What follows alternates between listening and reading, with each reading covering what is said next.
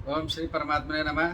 मैं प्रोफेसर हरिहृदय अवस्थी अपने परम पूज्य गुरु जी वेद मूर्ति तपोनिष्ठ पंडित भगवत शरण शुक्ल जी के साथ में आप सभी का Awasthi Ayurveda anatomy yoga and spirituality channel पर हार्दिक स्वागत करता हूँ। हम लोग गीता के 8वें अध्याय में हैं और श्लोक नंबर 6 और 7 पर आज व्याख्यान होना है। और उसमें एक सामान्य प्रश्न है कि मनुष्य अंतकाल में जिस का स्मरण करता है उसका स्वरूप प्राप्त करता है। जैसा कि भगवान ने कहा कि मेरा स्मरण करो और उससे आपको मेरा स्वरूप या मोक्ष प्राप्त होगा अंतकाल में, या कर्म के आधार पर ये गति मिलती है। तो ये दोनों ही बातें हैं। तो उसका समाधान क्या है और अंतकाल में ईश्वर का ही नाम मुंह पर आए उसके लिए हमें क्या करना चाहिए, उसके क्या उपाय हैं, उसके लिए हमारे पूज्य गुरु जी आज हम लोगों को उपदेश देंगे। तो अब मैं चलता हूँ अपने पूज्य गुरु जी पंडित भगवत शरण शुक्ल जी की तरफ। प्रपन्न पारिजाताय तोत्रवेत्रैकपाणये ज्ञानमुद्राय कृष्णाय गीतामृत दुहे नमः। वसुदेव सुतं देवं कंसचाणूरमर्दनं देवकी परमानंदम कृष्णं वंदे जगद्गुरु। इस चैनल से संबद्ध सभी विद्वद्गण, सभी जिज्ञासु छात्रवृंद एवं सहृदय सज्जनगण तथा इस चैनल के संस्थापक आचार्य हरिहृदय अवस्थी जी, प्रसंग चल रहा है गीता के 8वें अध्याय में कि अंत काल में किसका स्मरण किया जाए और यदि भगवान के स्मरण के अतिरिक्त किसी दूसरे का स्मरण होता है तो क्या स्थिति होती है, और भगवान का स्मरण ही बने दूसरा स्मरण न बने, इन सब के लिए क्या उपाय होना चाहिए, क्या इसकी पद्धति है, इस पर विचारणीय विषय है। इस पर विचार करना चाहिए। यहाँ पर गीता में कहा गया यम यम वापि स्मरण भावम त्यजत्यन्ते कलेवरम तम तमेवैति कौन्तेय सदा तद्भाव भावितः तस्मात् सर्वेषु कालेषु मामनुस्मर युध्य च मय्यर्पित मनोबुद्धिर मामे वैश्यस्य संशयम्। ये गीता में 2 श्लोक हैं। अर्जुन से भगवान कहते हैं कि यम यम भावम स्मरन् अन्ते कलेवरम त्यजन्ति तद्भाव भावितः सदा तम तम एव अवैति। अर्थात व्यक्ति जिस भाव को स्मरण करते हुए और अपने शरीर का त्याग अंत समय में करता है, तो उस भाव से भावित अंतःकरण होने के कारण उसी स्वरूप को प्राप्त करता है। अब इसका मतलब ये हुआ कि अगर आप किसी स्त्री विशेष का ध्यान करते हैं तो दूसरे जन्म में स्त्री विशेष को प्राप्त करेंगे, स्वरूप को प्राप्त करेंगे। किसी पुरुष विशेष का स्मरण करते हैं मनुष्य का, तो हो सकता है मनुष्य योनि की प्राप्ति हो, या किसी पशु का स्मरण करते हैं तो पशु योनि में जाएंगे। और घर है, भूमि है, नगर है, इनका स्मरण करते हैं तो उनको प्राप्त होंगे। किसी देवता विशेष को स्मरण करते हैं, देवता विशेष को प्राप्त होंगे। क्या भाव इसका है। ऐसी कथा भी आती है, जट भरत की कथा है, श्रीमद् भागवत में और अन्य पुराणों में भी उसका उल्लेख है कि भरत नाम के एक जो राजा थे, उनका जब चतुर्थ वय आया और उन लोगों ने वानप्रस्थ धारण किया स्वरूप, वन में रहते थे, भगवान का भजन करते, तपस्या करते थे, और एक बार नदी में स्नान करने गए तो उसी समय जो है एक गर्भिणी मृगी पानी पीने के लिए आती है। सिंह की भयानक गर्जन से डर के मारे उसका जो है गर्भ गिर जाता है और वह जो है मृत्यु को प्राप्त हो जाती है, या गर्भ को छोड़ करके और अपने मृगों के झुंड के साथ चली जाती है। दोनों तरह की बातें मिलती हैं। और वो शिशु जो है वो पानी में गिर जाता है। उसी समय ये संध्या वंदनादि कर्म कुछ करते रहे हुए, स्नान करते समय जो उस मृग छौना को इन्होंने बहते हुए देखा तो दौड़ करके उसको पकड़ के ले आके किनारे रखे और अपने आश्रम में ले आए। उसका पूरा पालन पोषण किया और इतना राग उस मृग के छौने में हो गया था कि दिन रात उसी का स्मरण करते रहते थे। उसको बिना देखे उनको चैन नहीं होती थी। जब और बड़ा हो गया तो एक दिन उसी बगल से मृगों का झुंड निकला और उसी मृग झुंड में वो शामिल होकर के मृग का छौना चला गया। तो उसके वियोग में वो अत्यंत दुखी रहते थे और उसी में उनका समय आ गया और मृग छोने का स्मरण करते करते और शरीर उनका त्याग हुआ और दूसरे जन्म में फिर वो मृग को योनि को प्राप्त हुए इत्यादि वर्णन है। उससे ज्ञात होता है कि अंत समय में हम जिसका स्मरण करते हैं उसको ही प्राप्त होता है, उसी स्वरूप को प्राप्त होता है। तो प्रश्न होगा कि मान लीजिए कि हम अपने भूमि का स्मरण किया, हमने अपने भवन का स्मरण किया, तो भवन भूमि तो हम बनेंगे नहीं, क्योंकि वो तो निर्जीव स्वरूप उनका है। तो कैसे हो? उसके भी समाधान के रूप में कहते हैं कि भूमि का में लगाव होने से, भवन में लगाव होने से, भूमि और भवन में रहने वाले जो जीव है, जैसे आपका सर्प है, मूसक है, या और अन्य मकड़ी वगैरह है, अनेक प्रकार के जीव होते हैं, तो अपने कर्म के अनुसार उन योनियों को प्राप्त करके उस भवन भूमि में आपकी स्थिति बनती है, ऐसा भी शास्त्र में। अब प्रश्न ये होता है कि ठीक है, हमने विस्मरण किया, तो उसी योनि को हम क्यों प्राप्त होते हैं जिसका हम स्मरण करते हैं, या तत्संबंध स्वरूप के क्यों प्राप्त करते हैं? उसका मुख्य हेतु क्या है? क्योंकि मुख्य जो तत्त योनि विशेष में गमन का जो हेतु है वो हमारे कर्म है। कर्म के अनुसार हमें तत्त योनि प्राप्त होती है। अगर हमारे उत्तम कर्म है और वो मनुष्य शरीर प्रापक कर्म है, तो मनुष्य शरीर होगा। मनुष्य में भी उत्तम मनुष्य या मध्यम मनुष्य या निकृष्ट मनुष्य, और अगर हम वर्ग विशेष की बात करें तो तत्त वर्ग विशेष में, इसमें भी हमारे कर्म ही कारण है। कर्म से ही हम उस स्वरूप को प्राप्त करते हैं।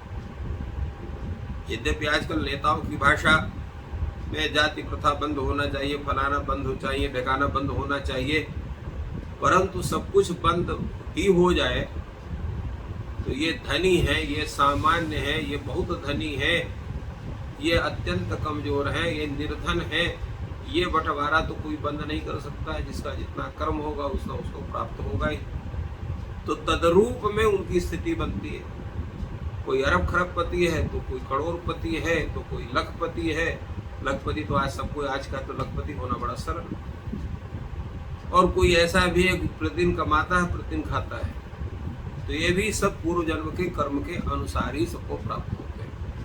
तो फिर उस व्यक्ति विशेष या द्रव्य विशेष या जो है का उसका स्मरण करते हुए फिर उसको तत् योनि कैसे प्राप्त होगी? ये दोनों बातें तर्क संगत नहीं दिखाई पड़ रही। और भगवान का जो कथन है वो कभी असत्य नहीं हो सकता। तो सत्य क्या है? भगवान का कथन असत्य नहीं है, और कर्म के अनुसार ही योनि विशेष की प्राप्ति होती है, ये भी असत्य नहीं है। तो फिर ये इन्होंने जो कहा यम यम वाप्य शरण त्यजन्ते कलेवरम तम तमेवेति कौन्तेय सदा तद्भाव भाविता का क्या तात्पर्य? इसका तात्पर्य यही है कि हमारे जो शरीर में सत्व रज तम ये तीनों गुण हैं, जिसके कारण से काम क्रोध लोभ मोह मद मत्सर ये षट विकार हमारे अंदर उत्पन्न होते हैं, या हमारा जो पुण्य का उदय होता है, किसी सद्गुरु का संग हमें प्राप्त हो जाता है, तो उनके उपदेश और सत्कर्म के अनुष्ठान से जब हम सभी इंद्रियों को अपने अनुकूल कर लेते, अपने वश में कर लेते हैं, और संपूर्ण कर्मों के फलों का त्याग करके और कर्म योग की साधना से हम ज्ञान योग भक्ति योग को प्राप्त करके, और जब उस परमात्मा के स्वरूप को प्राप्त करके सन्निकट होते हैं, देहात्म भाव हमारा समाप्त होता है, तब हम अगर उस परमात्मा का स्मरण करते रहते हैं तो निश्चित है कि अंतकाल में भी उस परमात्मा का स्मरण हमारा बाधित नहीं होता है। किंतु अगर अजितेंद्रिय है, तत्त इंद्रियों के भोगों में हमारी आसक्ति है, काम क्रोध लोभ मोह मद मत्सर इत्यादि जितने प्रकार के ये दोष है उनसे भी हम आक्रांत हैं, तो हमारा जो राग होगा उसी के अनुसार सात्विक भी राग हो सकता है, राजस भी हो सकता है, तामस भी हो सकता है।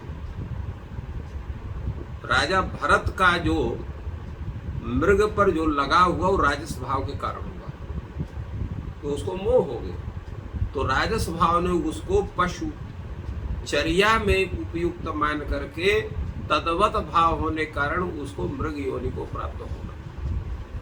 तो इसी तरह से हमारा जो आसक्ति जब कहीं बनती है, तो काम क्रोध लोभादि की जो हमारे षड विकार हैं वो हमारे बुद्धि को मन को प्रेरित करते हैं, इंद्रियों को प्रेरित करते हैं। तो कुछ ना कुछ ऐसे कर्म अपकर्म हमारे द्वारा होते हैं कि तत्तद योनि विशेष में हमारी रति होती है, हमारा जो है उस पर जो है लगाव होता है, और फिर हम उसी को चाहने लगते हैं, उसी के प्रति हमारे कर्म विशेष होते हैं, तो कर्म के फल के रूप में हमको वही योनि विशेष प्राप्त होते हैं। ये रहस्य। तो इस रहस्य में क्या है कि दोनों की एक वाक्यता होती है, जिस भाव से, इसलिए इसमें लिखा तद्भाव भाविता, जिसका आप स्मरण करते हैं उसी भाव से आप भावित हो जाते हैं, पूर्ण रूप से आप जो है तद्रूप अपने को समझने लगते हैं, उस रूप में अपने को अपनी आपकी जो स्थिति है वो बनने लगती है, मोह मद मोह आदि क्रोध लोभ आदि के होने के कारण। इसलिए आपके कर्म भी तदनुकूल बनते हैं और उस योनि में आपको प्राप्त कराते हैं। इसलिए भगवान ने इस बात को कहा। तो तात्पर्य क्या है, यहाँ की जो पंक्ति है वो तभी लगती है जब द्वितीय अध्याय तृतीय अध्याय और चतुर्थ अध्याय की जो बातें हैं उसको हम स्मरण करते हैं। सर्वत्र इंद्रिय जय, सर्वत्र कर्म योग की साधना, भक्ति योग की साधना करके, और जब उस परमात्मा में पूर्ण समर्पण की स्थिति बनती है, तभी उस परमात्मा के स्मरण हम सब कर सकते हैं, अन्यथा नहीं कर सकते। स्मरण का जो स्वरूप कहाँ से होना चाहिए? फट से कोई उत्तर दे सकता है कि वाणी से होना चाहिए। वाणी से कब बनेगा? वाणी से तभी वो स्मरण बनेगा जब मन से भी स्मरण बन रहा हो, बुद्धि से भी स्मरण बन रहा हो, और मन और बुद्धि जिसका अधिष्ठान है, मन और बुद्धि का जो अधिष्ठान है आत्म तत्व है, वहां पर भी वो भाव जाकर के बैठ रहा है।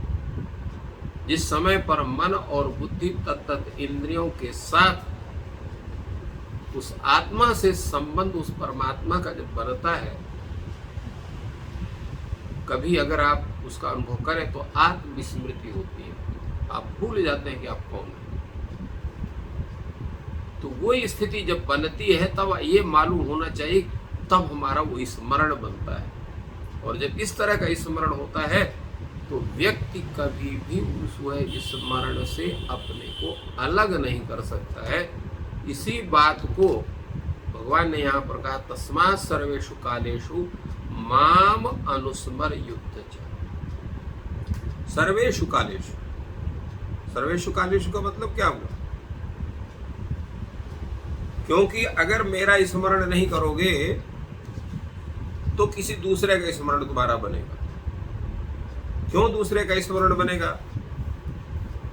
क्योंकि इंद्रियां कभी भी निष्क्रिय नहीं रह सकती, उनके लिए कोई न कोई क्रिया चाहिए। बहुत देर तक आप उनको निष्क्रिय नहीं कर सकते। तो इंद्रिय जय का तात्पर्य यही होता है कि सत्कर्म में प्रत्येक इंद्रियों को लगाना। आंख वही देखे जो हम उससे देखना चाहें, कान वही सुने जो उनसे जो हम सुनना चाहें, जो है जिह्वा उसी का स्वाद पहुंचावे जिसका स्वाद हम लेना चाहते हैं, नाक उसी को सूंघे जिसको हम सूंघना चाहते हैं। ये नहीं किसी भी चीज को सूंघ ले, किसी भी चीज को देख ले, किसी भी बात को सुन ले। तो ये तो तभी स्थिति हो सकती है जो पूर्ण नियंत्रण हमारा होगा, हमारा जो मनस तत्व है, आत्म तत्व है, पूर्ण सजग रहेगा, पूर्ण हमारे बस में रहेगा, तभी ये हो सकता है।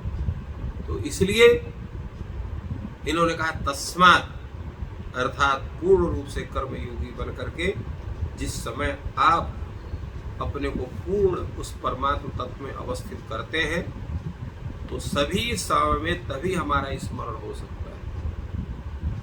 तस्मात् सर्वेषु कालेषु, सभी समय में माम अनुस्मर, मेरा ही स्मरण करो, अर्थात पूर्ण सात्विक भाव में होकर के, जितेंद्रिय होकर के, और मेरा स्मरण करोगे तभी स्मरण कर सकते हो, अन्यथा नहीं कर सकते।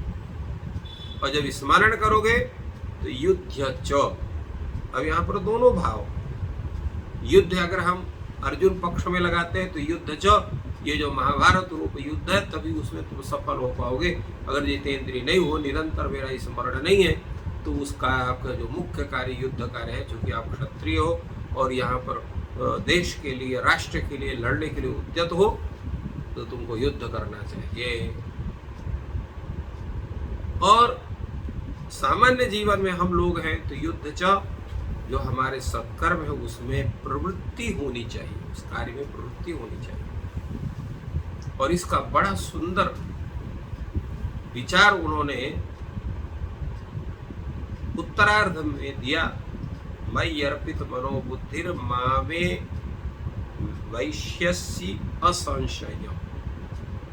जब मेरे में अपने मन को, बुद्धि को अर्पण कर दोगे तभी आप मेरा स्मरण कर सकते हो, मुझे प्राप्त कर सकते हो, इसमें कोई संशय नहीं। और मन और बुद्धि का अर्पण जल्दी नहीं बन सकता है जब तक आप जितेंद्रियता नहीं, कर्मयोग पना नहीं है, भक्ति का स्वरूप आपके अंदर नहीं है, बनेगा ही नहीं। तो उसको बनाने के लिए अभ्यास करना पड़ेगा। इसलिए गीता में कहा गया, भगवान से कृष्ण ने कहा, चंचलम ही मना कृष्ण परमाति बलवदृढ़ तस्याहं निग्रहं मन्ये वायोरुषि दुष्करम। और भगवान ने कहा उसके लिए कि अभ्यास तो कौन्तेय वैराग्येण च क्रियते, अभ्यास और वैराग्य। तो अभ्यास और वैराग्य से मन का ग्रहण होता है, मन से इंद्रियों का नियमन होता है, मन और इंद्रिय पर नियंत्रण होने पर बुद्धि पर नियंत्रण होता है, फिर चित्त पर नियंत्रण होता है, तब जाकर के आत्म तत्व पर नियंत्रण होता है। अब ये जब तीनों एक साथ हो गए तब वो कृष्णार्पण वस्तु का स्थिति बनती है। तो इसलिए कहा मयि अर्पित मनोबुद्धि, मन और बुद्धि तत्त इंद्रियों के में के विषयों का त्याग करके, मन को नियंत्रित करके, बुद्धि को नियंत्रित करके, सबका उद्देश्य जब परमात्मा स्वयं बन जाता है, मन का भी उद्देश्य बनता है, मन का भी प्राप्य बनता है, बुद्धि का भी प्राप्य बनता है, आत्म तत्व का भी जब प्राप्य बनता है, तब उस परमात्मा का निरंतर स्मरण होता है। और तब आप जो है परमात्म भावित स्वरूप का आपका हो जाता है। क्योंकि जो है पूर्व श्लोक में भगवान ने कहा है कि तद भाव भाविता तम यद भाव भाविता तम तमेव प्राप्नोति। तो यहाँ पर जब ईश्वर भाव भावित होगा तो ईश्वर को ही प्राप्त होगा, इसमें कोई संशय नहीं है। तो इन पद्यों के माध्यम से भगवान ने हम लोगों के मार्ग को प्रशस्त करते हुए कहा कि जो प्रक्रिया हमारी बताई गई है, सांख्य योग की, ज्ञान योग की, भक्ति योग की और विशेष करके कर्म योग की। कर्म योग सबसे प्रथम है। कर्म योग के बिना आपका ज्ञान योग और भक्ति योग दोनों नहीं बन सकते। तो इसलिए कर्म योग की प्रधानता मानी गई और उसी को आधार मान करके कर्म योग के तरफ ही संकेत है भगवान का, मयि अर्पित मनोबुद्धिर मामेव एष्यसि असंशय। तो इस तरह से भगवान ने एक जो है उपाय हम लोगों के लिए बताया कि हम उनके इस स्मरण को अंत समय तक कैसे उसको निरंतर कर सकते हैं। तो इसलिए भगवान ने कहा सर्वेषु कालेषु माम अनुस्मर। सभी काल में उठते बैठते, साथ सोते जागते खाते स्नान आदि करते हुए। अब आज तो स्थिति हो गई, कोई बाथरूम में नहाते हैं और कोई गाना गुनगुनाता है। पहले भगवान के जो है गंगा का, यमुना का स्मरण करते हुए, तत्त नदियों का स्मरण करते हुए स्नान लोग करते थे। नमामि गंगे तव पादपंकजम या गंगे च यमुने चैव गोदावरी सरस्वती आदि इन श्लोकों को गुनगुनाते हुए, इन पद्यों को गुनगुनाते हुए और लोग स्नान करते थे।